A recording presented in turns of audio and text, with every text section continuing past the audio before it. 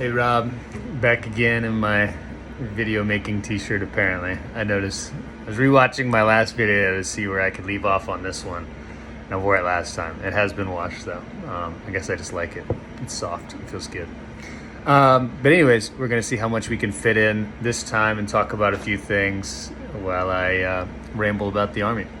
The first thing I wanted to go over was just basically, and I already kind of texted about it in the family thread, but for anybody else watching, yesterday, Friday, September 6th, was my last day of like true work. I'll have Monday where I'll be flying back, and technically like I will be paid for that, so it's a work day, but it's gonna be 17 hours on a plane. So yesterday was my last day where I'll ever wear the uniform. It was my last day where I will ever actually do anything. I mean, I didn't really like truly work. I did some out processing stuff, but it was an interesting feeling. Dad texted about it and he said it was a unique feeling taking off the uniform for the last time. And it definitely was. It felt, I don't know, symbolic in a way of like the time is over, you know, like taking off my blouse and then the shirt and then tying my boots and even tying them up so I can get them ready to pack and everything. It's just, I don't know, it feels like you're putting a lock on a box or something, or like locking your door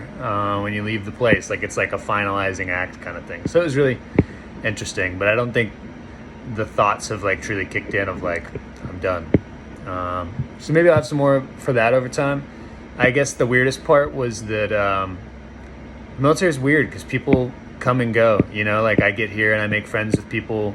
Everybody's on a different 3-year cycle or 2-year cycle. So I got here and I had friends who would be leaving in a year, and I made amazing friends who aren't here now. And I have amazing friends who are out on TDYs, temporary duty. I think that's what it stands for, whatever. They're out and about basically in different countries and they can't be there while I'm wrapping up. So my like core group of military folks aren't even there when I'm done. So that felt weird, but I also understand. So, you know, still had a lot of good people and a lot of people who came to support, which is really nice. But moving on from that, this week I wanted to talk about my inspiration and reasons for joining the military. I've always talked about how just there's so many people in my life and in our family who have had military background. I mean, there's both sets of grandpas, Uncle JD, or sorry, not Uncle JD, Uncle Avery, Dad, John.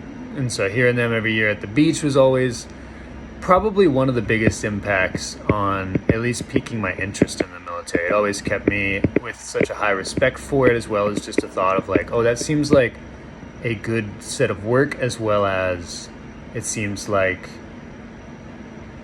something that would be like enjoyable while I'm actually working. There's camaraderie, there's a unique aspect of it that just didn't seem attainable through any other job. But another very honest reason as to why I joined the military, and it goes along the lines that the last video you just had, was a big aspect is, I mean, there's my original plan of going and doing ROTC at Virginia Tech and joining the Corps of Cadets and then going off to college and studying to be a pediatrician and kind of using the Army the whole way to achieve all of that. And that didn't work out. I got not rejected, but waitlisted, but I kind of saw them as one and the same. So I swapped from reserve to active duty. So that was not my catalyst for joining the military, but 1,000% my catalyst for swapping to active duty, because I said, screw it, plans have changed and this is what we're doing now. And I'm so glad I did. Rejection can lead to beautiful things. So